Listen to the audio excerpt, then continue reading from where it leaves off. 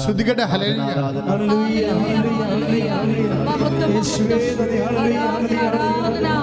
Hallelujah ഹല്ലേലൂയ hallelujah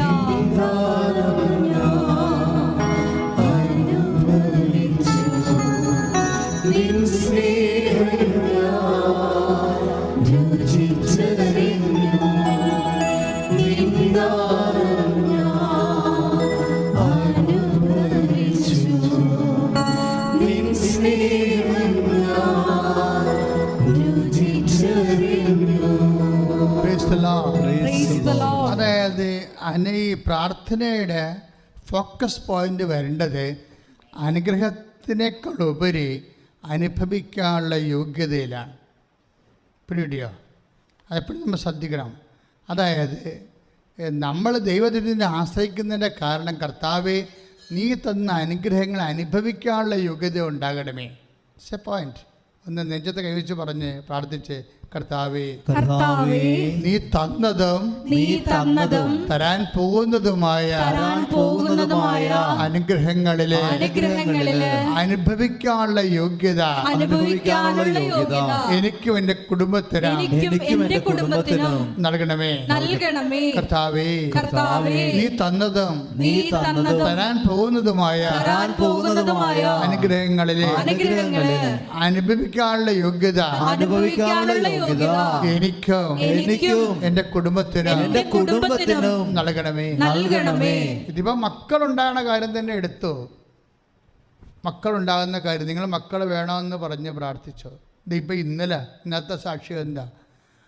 അവർക്ക് 5 വർഷമായിട്ട് മക്കളില്ല. 5 വർഷമായിട്ട്. അപ്പോൾ അവർ മക്കളുണ്ടാകത്തില്ലെന്ന് ഡോക്ടർ പറഞ്ഞ്. അപ്പോഴവരിവിടെ വന്ന് ഉടമ്പടി, അങ്ങനെ ഒന്ന് പറഞ്ഞാൽ പിന്നെ എന്താ മാർഗം? പിന്നെ ഉടമ്പടിയല്ലേ ഉള്ളൂ, ലോകത്തുടമ്പടിയേ ഉള്ളൂ. അതുകൊണ്ടാണ് എല്ലാ മനുഷ്യരും റഷ്യയിൽ നിന്നും പോളണ്ടിലൊക്കെ വന്ന് ഉടമ്പടി ചെയ്തിട്ടുണ്ട് ആൾക്കാർ, അവിടുത്തെ നാട്ടുകാർ. അപ്പം എന്താ പ്രശ്നത്തിൽ അറിയാവുന്നവർക്കറിയാം, ഇതൊരു ലാസ്റ്റ് നമ്മുടെ ഒരു ഓപ്ഷനാണ്. ഇതൊരു ഫുൾ ഓപ്ഷനാണ്, അതേസമയം തന്നെ ലാസ്റ്റ് ഓപ്ഷനാണ്. ഇതിൻ്റെ അപ്പുറത്തിന് ഓപ്ഷനില്ല. ലോകത്ത് അതാത് കാലങ്ങളിലൊക്കെ ദൈവം ഓരോ പ്രാർത്ഥന കൊടുക്കുകയും, ഇപ്പോൾ 12-ാം നൂറ്റാണ്ടിലാണ് കുരിശിൻ്റെ വഴി കൊടുത്തത് അല്ലേ, കുരിശിൻ്റെ വഴി കിട്ടിയത്. അപ്പം അതിൻ്റെ അകത്തുള്ള ആ കുരിശിൻ്റെ വഴിയുടെ ആക്കാമ്പം എന്താണ്? പശ്ചാത്താപമാണ്. കർത്താവിൻ്റെ കുരിശിൻ്റെ കൂടെ നമ്മൾ യാത്ര ചെയ്യുമ്പോൾ, അതിനനുസ്മരിച്ചുകൊണ്ട് യാത്ര ചെയ്യുമ്പോൾ നമ്മുടെ പാപത്തിന് പ്രായശ്ചിത്തമായിട്ട് നമ്മൾ ചെയ്യുന്ന ദോഷപ്രതി ശ്രീവാപ്പാതയാണ് കുരിശിൻ്റെ വഴി അല്ലേ. പിന്നെ നമുക്ക് വന്നത് 13-ാം നൂറ്റാണ്ടിലാണ്.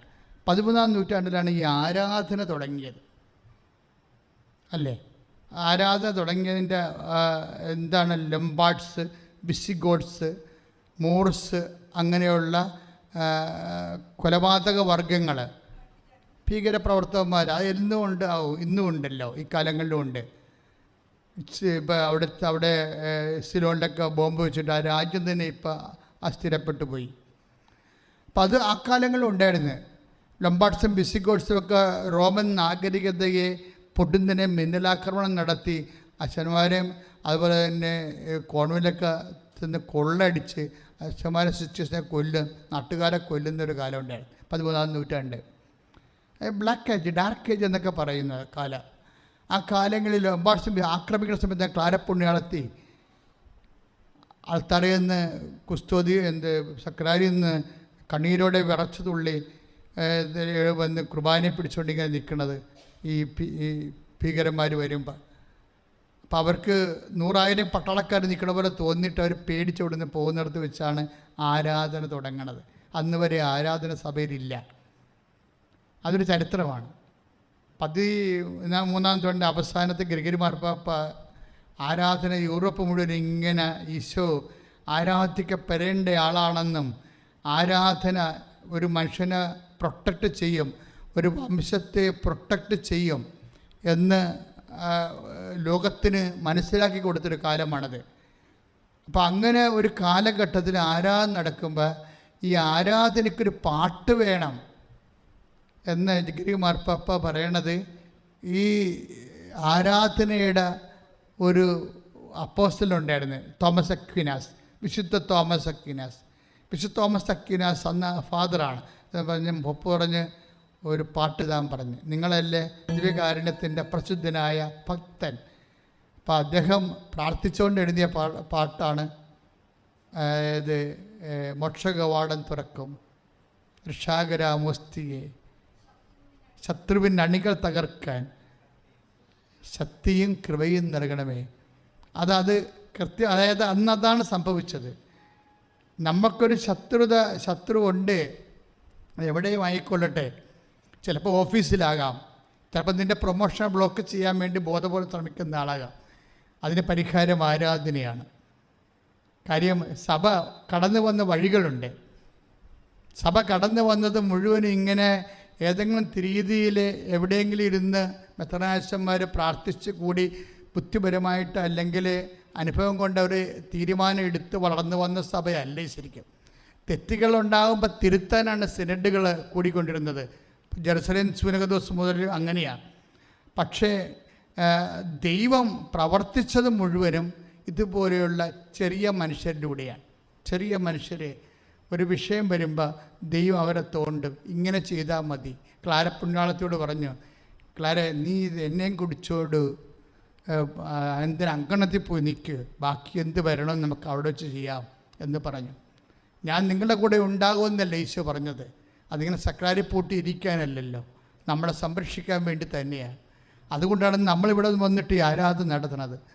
പ്രാർത്ഥിക്കുക, കർത്താവാ ദൈവമേ, എന്റെ ജീവിതത്തിലും സാമ്പത്തിക ജീവിതത്തിലും ശാരീരിക ജീവിതത്തിലും ഒത്തിരിയേറെ ശത്രുതയില് ഞാൻ വളയപ്പെട്ടിരിക്കുന്നു. എന്നെ ഭീഷണിപ്പെടുത്തുന്നവരുണ്ട്. ഗത്യന്തരമില്ലാതെ എനിക്ക് ജീവിക്കാൻ മേലാതെ ഞാനായിരിക്കുന്നു. കർത്താവേ, അങ്ങ് മോക്ഷകവാടം തുറന്ന് ശത്രുവിന്റെ അണികളെ ഈ നിമിഷം ഭേദിക്കണമേ, ഈ നിമിഷം ഭേദിക്കണമേ, പ്രതിരോധിക്കണമേ. ശ്രദ്ധിക്കട്ടെ, മോക്ഷകവാടം തുറന്ന് ശ്രദ്ധിക്കട്ടെ, ശ്രദ്ധിക്കട്ടെ.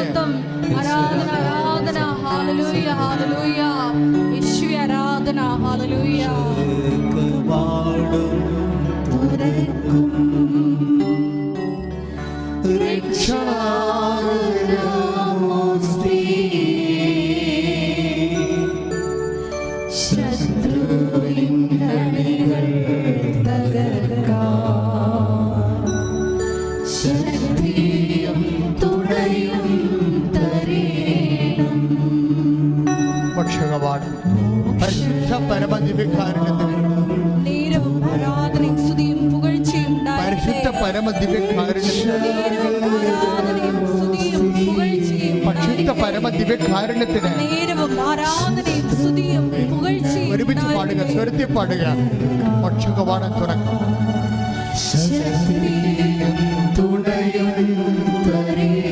പരിശുദ്ധ പരമദിവ്യകാരുണ്യത്തിന് പരിശുദ്ധ പരമദിവ്യകാരുണ്യത്തിന് പരിശുദ്ധ പരമദിവ്യകാരുണ്യത്തിന് പരിശുദ്ധ പരമദിവ്യകാരുണ്യത്തിന് ശ്രുതികട്ടെ, ശ്രുതികട്ടെ, ശ്രുതികട്ടെ. ഭാഷാപടത്തിൽ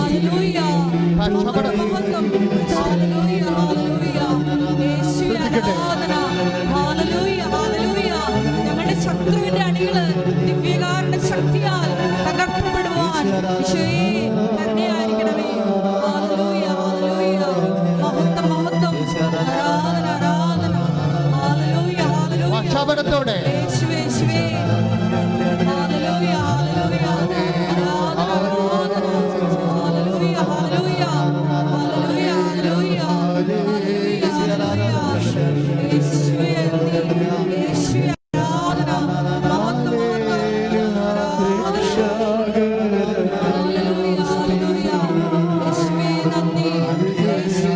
ഭാഷാപരത്തോടെ ശ്രദ്ധിക്കട്ടെ, ശക്തമായി ശ്രദ്ധിക്കട്ടെ. മാരക രോഗങ്ങള്, മാരക രോഗങ്ങള്, തീരാവേദികള്, ജീവിത ദുരിതങ്ങള്, ശത്രുപക്ഷങ്ങള്, ശത്രുപക്ഷങ്ങള് യേശുവിന്റെ നാമത്തില്, ശത്രുപക്ഷങ്ങള് യേശുവിന്റെ യേശുവിന്റെ നാമത്തില് പ്രതിരോധിക്കപ്പെടട്ടെ, പ്രതിരോധിക്കപ്പെടട്ടെ. ശ്രദ്ധിക്കട്ടെ. ഹല്ലേലൂയ, ഹല്ലേലൂയ, ഹല്ലേലൂയ. യേശുവേ നന്ദി, യേശുവേ ആരാധന. ഹല്ലേലൂയ.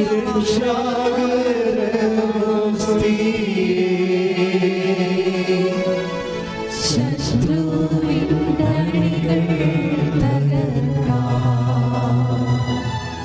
ശക്തിയും തുണയും തരേണം. Praise the Lord. Praise the Lord. അപ്പോൾ 13-ാം നൂറ്റാണ്ടിലാണ് പരിശുദ്ധ കുർബാന ദൈവം നമുക്ക് ഇറക്കി തന്നത്. അത് പിന്നെ സഭയുടെ ജീവിതത്തിൻ്റെ, ആരാധന ജീവിതത്തിൻ്റെ ഭാഗമായി. പിന്നീട് 14-ാം നൂറ്റാണ്ടായി, 15-ാം നൂറ്റാണ്ടായി, 16-ാം നൂറ്റാണ്ടായപ്പോഴാണ് ജപമാല തന്നത്. ബാറ്റിൽ ഓഫ് ലെപ്പാൻഡോയിൽ വെച്ചാണ് ജപമാല. തുർക്കികൾ യൂറോപ്പിനെ വിഴുങ്ങണ ഒരു സമയം വന്നപ്പോൾ ലെപ്പാൻഡോ യുദ്ധത്തിൽ ലാസ്റ്റ് അവസാന തകർച്ചയുടെ സമയത്ത് ജനങ്ങൾ ജപമാല ചൊല്ലാൻ തുടങ്ങി. പോപ്പിൻ്റെ കൂടെയാണ്, പരിശുദ്ധ പിതാവിൻ്റെ കൂടെ. അപ്പോൾ തുർക്കികൾക്കെതിരെ കടലിൽ നടന്ന യുദ്ധത്തിൽ കാറ്റ് മറിഞ്ഞു വീശിയാണ് അന്ന് യൂറോപ്പ് വിശ്വാസത്തിൽ നിലനിന്നത്. യൂറോപ്പ് രക്ഷപ്പെട്ടത് പ്രാർത്ഥനയിലൂടെയാണ് രക്ഷപ്പെട്ടത്. അന്ന് മുതലാണ് ജപമാല സാർവജനീനമായി മാറിയത്. ഏതെങ്കിലും പ്രാർത്ഥനകൾ എടുത്തു കളയാനൊക്കെ സുഖമാണ് സഭാജീവിതത്തിൽ നിന്ന്. ഏതെങ്കിലും പ്രാർത്ഥനയൊക്കെ ബുദ്ധിയും ബോധവും ഒക്കെ കുറവുള്ളവർ, ദൈവികമായ ബുദ്ധി, ഞാൻ മാനുഷികമായ ബുദ്ധി കൂടുതലാണല്ല ഇന്ന് എല്ലാവർക്കും. ദൈവികമായ ബുദ്ധിയെക്കുറിച്ചാണ് ഞാൻ പറയണത്. അത് വിവേകമെന്ന് പറയും. ദൈവികമായ ബുദ്ധിയുടെ പേര് വിവേകമെന്നാണ്. വിവേകമുള്ളവർക്ക് വിവേചനമുണ്ടാവും. ആധ്യാത്മിക വിവേകമില്ലാത്തവർക്ക് വിവേചനം ഉണ്ടാകത്തില്ല. അവർ ചില പ്രാർത്ഥനയൊക്കെ ജീവിതത്തിൽ നിന്ന് ആവശ്യമില്ല ആണെന്ന് പറഞ്ഞ് എടുത്തു കളയും. പക്ഷേ എപ്പോഴും കെന്നഡി പറഞ്ഞൊരു വാക്കുണ്ട്. എന്താണ്? നിങ്ങളൊരു വേലി പൊളിക്കുമ്പോഴേ, എല്ലാ വേലികളും നിങ്ങൾക്ക് പൊളിക്കാം, പക്ഷേ ഒരു വേലി പൊളിക്കുമ്പോഴേ അതെന്തിനു വേണ്ടിയാണ് കെട്ടിയതെന്ന് ആദ്യം ഒന്ന് ചിന്തിക്കണം, നല്ലതായിരിക്കുമെന്ന്. ഇത് തന്നെ ജപമാലയെക്കുറിച്ച് എനിക്ക് പറയാനുള്ളത്. ചില ആൾക്കാർ ജപമാല ഉപേക്ഷിക്കുന്നുണ്ട്. പക്ഷെ ആ ജപമാല ഉപേക്ഷിക്കുന്ന മുമ്പ് ജപമാല എങ്ങനെ സഭയിലേക്ക് വന്നുവെന്ന്, ചരിത്രം എന്താണ് നമ്മളോട് പറയണമെന്ന് നമ്മളൊന്ന് ധ്യാനം ചെയ്യണം. ധ്യാനം ചെയ്യുക മാത്രമല്ല, ചിലപ്പോൾ ഒരു മേയാക്കുൾപ്പ പറയേണ്ടിയും വരും, എൻ്റെ പിഴ, എൻ്റെ വലിയ പിഴയെന്ന്. കാരണം ദൈവം തന്ന പ്രാർത്ഥനയാണിത്. നിക്കക്കള്ളിയില്ലാതെ വന്നപ്പോഴേ ഈ യുദ്ധത്തിൽ നമ്മൾ സാത്താനോട്, ലോകത്തോടുള്ള സഭയുടെ യുദ്ധത്തിൽ നമ്മൾ പരാജയപ്പെടുമെന്ന് തോന്നിയപ്പോൾ മാതാവ് ഇറങ്ങി വന്ന പ്രാർത്ഥനയാണ്. മാതാവ് ഇറങ്ങി വരുന്ന പ്രാർത്ഥനയാണ്. മാതാവിനെ കുടുംബത്തിലേക്ക് കൊണ്ടുവരാൻ വേണ്ടി, മാതാവിനെ കുടുംബത്തിൻ്റെ മധ്യസ്ഥയാക്കാൻ വേണ്ടി, മാതൃകയാക്കാൻ വേണ്ടി ദൈവം നിശ്ചയിച്ച് നൽകിയ പ്രാർത്ഥനയാണ്. രക്ഷാകര ചരിത്രങ്ങളുള്ള ജപമാല പ്രാർത്ഥിക്കുക. കർത്താവായ ദൈവമേ, ഞങ്ങളുടെ കുടുംബത്തിലെ ജപമാല അലംഭാവത്തോടെ നഷ്ടപ്പെട്ടു പോയിട്ടുണ്ടെങ്കിൽ ഈ ആരാധനയോടുകൂടി ജപമാല ജീവിതത്തിന്റെ ഭാഗമാകുവാൻ അമ്മേ, പരിശുദ്ധമ്മേ, ദൈവമാതാവേ, ജപമാലയുടെ അമ്മേ, ഞങ്ങളെ അഭിഷേകം ചെയ്യണമേ. കുടുംബ പ്രാർത്ഥനകള് നഷ്ടപ്പെട്ടു പോയവരെ, വീണു പോയവരെ ഈ ആരാധനയിലൂടെ ഇപ്പോൾ പുനരുദ്ധരിക്കണമേ. ശ്രുതിക്കട്ടെ.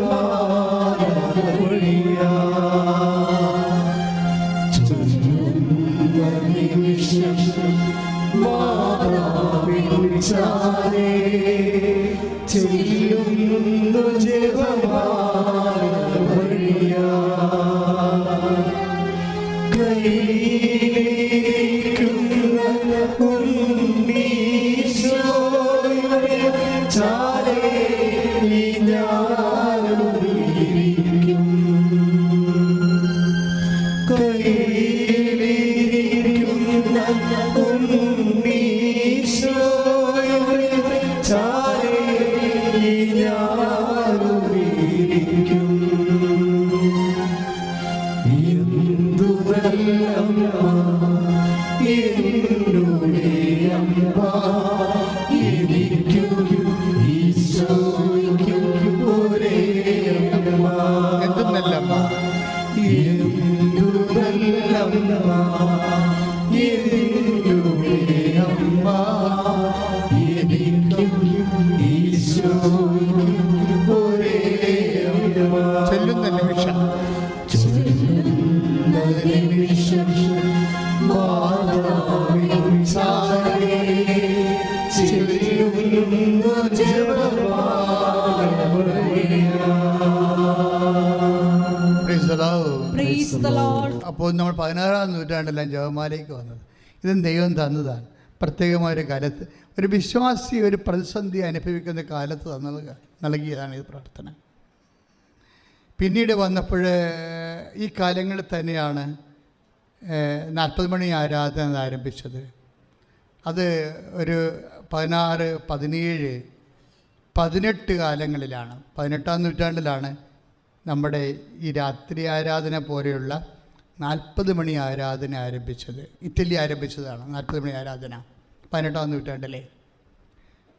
അത് ആ കാലങ്ങളിൽ തന്നെ ചാവറയച്ചൻ അതിനുശേഷം കേരളത്തിൽ ആരംഭിച്ചു. അന്ന് ചാവറയച്ചൻ്റെ കാലമാണ്, 1832 കാലഘട്ടം, 40 കാലഘട്ടമല്ല. അപ്പോഴാണ് നമുക്ക് 40 മണി ആരാധന കേരളത്തിൽ ആരംഭിച്ചത്. ചാവറയച്ചനാണ് ആരംഭിച്ചത്. അത് ഇറ്റലിയിൽ നടന്ന ആരാധന, അതിൻ്റെ പകർപ്പാണ് നമ്മൾ ഇവിടെ എടുത്തത്. പക്ഷെ അത് വളരെ അന്നത്തെ കാലത്ത് മനുഷ്യന്മാർ ആരാധന കൂടാൻ വേണ്ടി മാത്രം അന്നാനത്ത് വരുന്നൊരു കാലം ഉണ്ടായിരുന്നു.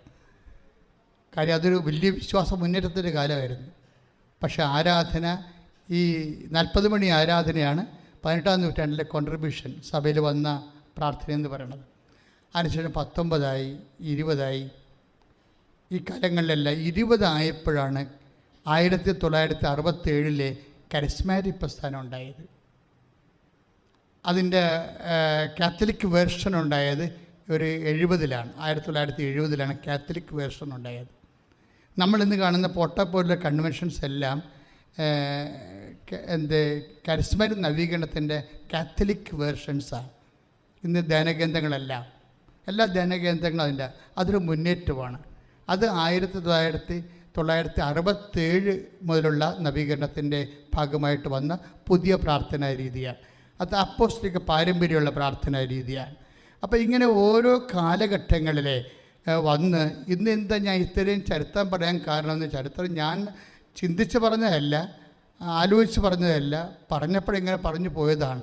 എന്താ കാര്യം വെച്ച് കഴിഞ്ഞാൽ ഇതിന് ശേഷമാണ് 2016 ഉടമ്പടി പ്രാർത്ഥന വരണത്.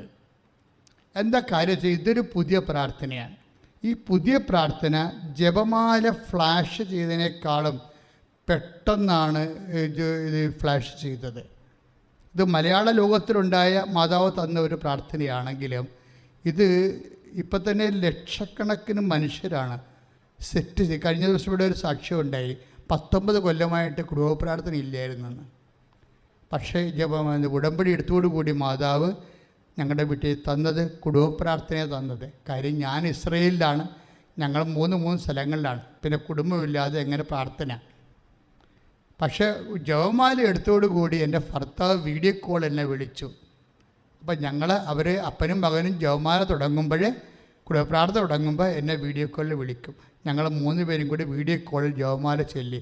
അപ്പോൾ ഒരു കുടുംബത്തിൽ തന്നെ ഇരുന്ന് ജപമാല ചൊല്ലേണ്ട കൺസെപ്റ്റ് പോയി. ചിലപ്പോൾ ഭാര്യ ഒരു രാജ്യത്തായിരിക്കും, ഭർത്താവ് ഒരു രാജ്യത്തായിരിക്കും, പിന്നെ മകളൊരു രാജ്യത്തായിരിക്കും. നിങ്ങൾ ഏത് രാജ്യത്തായാലും ഈ കാലങ്ങളിലെല്ലാം ഒരു കുടുംബത്തിൽ നിൽക്കണ പോലെയുള്ള അവസ്ഥയാണ് ഇന്നുള്ളത്. അപ്പം ലഭ്യമായ സംവിധാനങ്ങൾ ഉപയോഗിച്ചുകൊണ്ട് ദൈവത്തിന് വേണ്ടി ദൈവത്തിൻ്റെ അനുസ്മരിച്ചുകൊണ്ട് ജീവിക്കുന്ന കുടുംബങ്ങളായി അഭിഷേകം കിട്ടാൻ വേണ്ടി പ്രാർത്ഥിക്കാം. കർത്താവായ ദൈവമേ, ഞങ്ങൾ എവിടെയായിരുന്നാലും ഒരു കുടുംബമായിട്ട് കുടുംബ പ്രാർത്ഥനയിലൂടെ ദൈവത്തിൽ ഐക്യപ്പെട്ട് ജീവിക്കാൻ വേണ്ടി അഭിഷേകം ചെയ്യണമേ. ഞങ്ങൾ എവിടെയായിരുന്നാലും ദൈവത്തിൽ ഐക്യപ്പെട്ട് ഒരു കുടുംബമായി ദൈവത്തോട് ദൈവത്തോട് ചേർന്ന് ജീവിക്കാനുള്ള അഭിഷേകം നൽകണമേ. അഭിഷേകം നൽകണമേ. ശ്രദ്ധിക്കട്ടെ. ഹല്ലേലൂയ. ആരാധന. ഞങ്ങളുടെ കുടുംബങ്ങള് കുടുംബ പ്രാർത്ഥന മുടങ്ങിപ്പോയിട്ടുണ്ടെങ്കിൽ ഈശോയെ അത് പുനരാരംഭിക്കാനുള്ള വലിയ കൃപ ഞങ്ങൾക്ക് പ്രദാനം ചെയ്യണമേ. സ്തുതി സാഗരത്തിൽ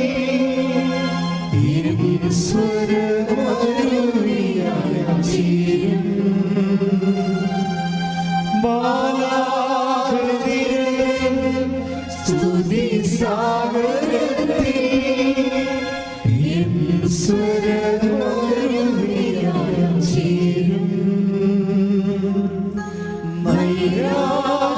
ചേരും പ്രത്യാശ പകരും പനിനീർ പുഷ്പങ്ങൾ വിടരും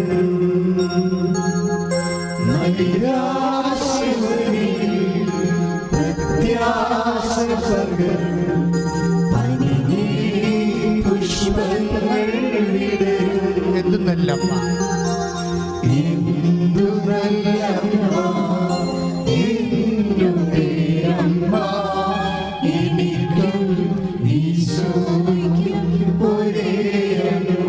എന്തു നല്ലമ്മ, എന്തു നല്ലമ്മ, എന്നുടെ അമ്മ, എനിക്കും ഈശോയ്ക്കും ഒരേ അമ്മ. എന്തു നല്ലമ്മ, എന്തു നല്ലമ്മ, എന്നുടെ അമ്മ, എനിക്കും ഈശോയ്ക്കും ഒരേ അമ്മ. ചൊല്ലുന്ന നിമിഷം ചൊല്ലുന്ന നിമിഷം മാതാവിൻ ചാരേ ചെല്ലുന്നു ജപമാല മറിയ. പരിശുദ്ധ പരമ ദിവ്യകാരുണ്യത്തിന് ദൈവവും ആരാധനയും സ്തുതിയും പുകഴ്ചയും ഉണ്ടായിരിക്കട്ടെ. അപ്പോൾ ഇതിൻ്റെ ഒരു റേഞ്ച്, ഉടമ്പടി പ്രാർത്ഥനയുടെ റേഞ്ച് കണ്ടില്ലേ? എല്ലാ പ്രാർത്ഥനകളും നഷ്ടപ്പെടുമ്പോഴും നഷ്ടപ്പെട്ട എല്ലാ പ്രാർത്ഥനകളെയും ഉടമ്പടി തിരിച്ചു കൊണ്ടുവരും. അല്ലേ? നിങ്ങളിപ്പോൾ ആരാധന കൂടുകയാണ്, ഓൺലൈനുള്ള ഒരു ആരാധന കൂടുകയാണ്. ഒരു ഉടമ്പടി പ്രാർത്ഥന കൂടുന്നത് ഏറ്റവും ഒരാഴ്ച കൂടുന്നത് 1,20,000 പേരാണ്. ഒരാഴ്ച ഒരു ഉടമ്പടി പ്രാർത്ഥന കൂടുന്നത് 1,20,000 പേരാണ്. ഇവരെന്താ കൂടുന്നത്? ആരാധനയാണ് കൂടുന്നത്. ഇവരെന്താ ചെയ്യണത്? കുടുംബ പ്രാർത്ഥനയോട് ചേർന്നാണ് പ്രത്യക്ഷീകരണ പ്രാർത്ഥന ചെല്ലണത്, കുടുംബ ഉടമ്പടി പ്രാർത്ഥന ചെല്ലണത്. അതായത് ജനത്തിൻ്റെ ജീവിതം ദൈവവുമായി സെറ്റ് ചെയ്തുകൊണ്ടിരിക്കുകയാണ്. ഇതുകൊണ്ടാണ് മഹാത്ഭുതങ്ങൾ നടക്കുന്നത്. ഒരു 6,000-ഓളം സാക്ഷ്യം എ ഗ്രേഡ് സാക്ഷ്യങ്ങളാണ്. ഒരു പക്ഷേ മറ്റൊരു പ്രാർത്ഥനയ്ക്കും ഇല്ലാത്ത അത്രയും സാക്ഷ്യങ്ങളാണ് ഉടമ്പടിക്കുള്ളത്. തന്നെയല്ല, കാറ്റഗോറിക്കൽ സാക്ഷ്യങ്ങൾ ഹെവി ഡ്യൂട്ടിയാണ് ചെയ്യണത്. ഹെവി ഡ്യൂട്ടി എന്ന് പറഞ്ഞു കഴിഞ്ഞാൽ, അതായത് ദൈവവും മനുഷ്യനും കൂടി അടുത്തു കഴിഞ്ഞാൽ പെട്ടെന്ന് നടക്കുന്നത്, അതായത് നിങ്ങൾ പ്രാർത്ഥിക്കും മുമ്പേ ഞാൻ ഉത്തരം വരളുമെന്നാണ്. അത് പക്ഷെ അത് നടക്കണ എപ്പോഴും ഉടമ്പടിയിലാണ്. ദൈവത്തിൻ്റെ വാഗ്ദാനമാണത്. നിങ്ങൾ പ്രാർത്ഥിക്കും മുമ്പേ, ഇവിടുത്തെ സാക്ഷ്യങ്ങളെല്ലാം കേട്ടാൽ നമുക്ക് മനസ്സിലാവും അത്. അതായത് അതായത് ഉടമ്പടി എടുക്കാൻ തീരുമാനിച്ചപ്പോൾ തന്നെ സ്ഥലത്തിന് ആൾ വന്നെന്ന് പറയും. സാക്ഷ്യമാണത്. ഉടമ്പടി എടുക്കാൻ തീരുമാനിച്ചോളൂ. 10-30 കൊല്ലമായിട്ട് വിൽക്കാത്ത സ്ഥലമാണ്. അതിന് വേറെ മുന്നാധാരമില്ല, പല അവകാശികളുണ്ട്. വിൽക്കാൻ പോകുമ്പോൾ ഒരാൾക്കാർ ബ്ലോക്ക് ചെയ്യാൻ വരും. പക്ഷേ ഉടമ്പടി എടുക്കാൻ തീരുമാനിക്കുമ്പോൾ തന്നെയാണ് നിങ്ങൾക്ക് വിസ എല്ലാം ഓക്കെ ആകണതും. പെട്ടെന്നാണ് ഈ സംഭവം. അപ്പോൾ നിങ്ങൾ ഓർക്ക് എന്താ കാര്യം അങ്ങനെ സംഭവിക്കണം? ഞാൻ ഉടമ്പടി എടുത്തില്ലല്ലോ. എടുക്കാൻ തീരുമാനിച്ചാൽ മതി. കാര്യം നിങ്ങൾ എടുക്കുമെന്ന് ദൈവത്തിന് അറിയാം. അതാണ് അതിൻ്റെ ഒരു മെക്കാനിസം എന്ന് പറയുന്നത്. നിങ്ങൾ എടുക്കുമെന്നറിയാം. അങ്ങനെ എടുക്കുമെന്നും അത് വൃത്തിമേനയുമായിട്ട് ചെയ്യുമെന്നും ദൈവത്തിന് അറിയാവുന്നതുകൊണ്ട് അപ്പം തന്നെ എടുത്തതുപോലെയാണ് സംഭവം. അതുകൊണ്ടാണ് ഞാൻ പ്രാർത്ഥിക്കുമ്പോൾ തന്നെ, ഇപ്പം നമ്മൾ 65-24, അതായത് വിളിക്കും മുമ്പേ ഞാൻ അവർക്ക് ഉത്തരം വരളും, പ്രാർത്ഥിച്ച് തീരും മുമ്പേ ഞാനത് കേൾക്കും. അതാണ് അത് ദൈവത്തിൻ്റെ വാഗ്ദാനത്തിലുള്ളതാണ്. നിങ്ങൾക്കറിയാം ഈ പ്രവാചകന്മാരെന്താ ചെയ്തതെന്ന് വെച്ച് കഴിഞ്ഞാൽ മോശത്തിന് കൊടുത്ത ഉടമ്പടി പാലിക്കുന്നുണ്ടോ, പാലിക്കുന്നില്ലെങ്കിൽ അവർ ശപിക്കും ദൈവത്തിൻ്റെ നാമത്തിൽ. അതിനാണ് പ്രവാചകന്മാർ. ഉടമ്പടിയിൽ ജനങ്ങളെ ഉറപ്പിച്ച് നിർത്താൻ വേണ്ടിയാണ് ദൈവം ന്യായാധിപന്മാരെയും പ്രവാചകന്മാരെയും വിട്ടത്. അത് മോശയ്ക്ക് ഉടമ്പടിയാണ്, മോശയുടെ ഉടമ്പടിയാണ്. ആ ഉടമ്പടിയിൽ ജനം നിൽക്കുന്നുണ്ടോ, അത് ജനങ്ങൾ വഴി കാല് തെറ്റി പോകുമോ, പോകാതിരിക്കാൻ വേണ്ടിയാണ് പ്രവാചകന്മാർ. എന്നിട്ട് ഉടമ്പടിയുടെ ഫീച്ചേഴ്സാണ് പറയണത്. എന്താ പറയണത്? ഉടമ്പടി പ്രകാരം ദൈവത്തിൻ്റെ വാഗ്ദാനമാണത്. എന്താണ്? ഐസയ 65:24 ഒന്ന് പറഞ്ഞ്, വിളിക്കും മുമ്പേ ഞാൻ അവർക്ക് ഉത്തരമരുളും, പ്രാർത്ഥിച്ചു തീരും മുമ്പേ ഞാനത് കേൾക്കും. ആ പ്രാർത്ഥിച്ചു തീരും മുമ്പേ എങ്ങനെ കേൾക്കണത്? അതാണ് വിഷയം. അപ്പം നിങ്ങൾ പ്രാർത്ഥിക്കാൻ പോകുന്ന കാര്യങ്ങൾ ദൈവം മനസ്സിലാക്കും.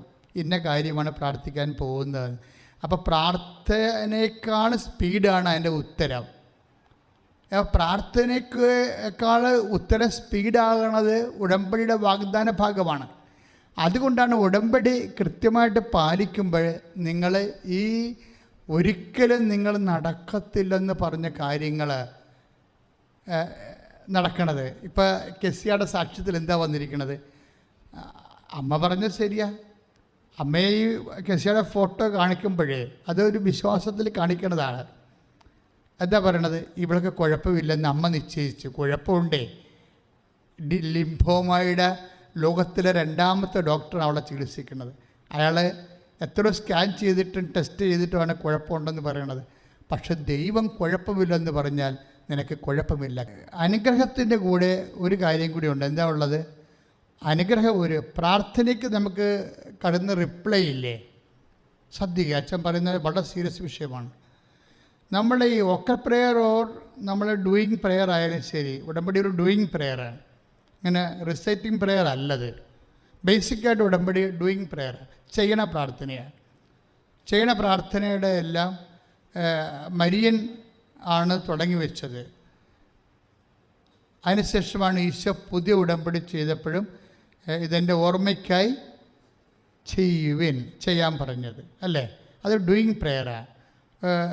ഉടമ്പടി അതിൻ്റെ ബേസിക് ഫീച്ചർ ഡൂയിങ് പ്രെയറാണ്, ചെയ്യണ പ്രാർത്ഥനയാണ്.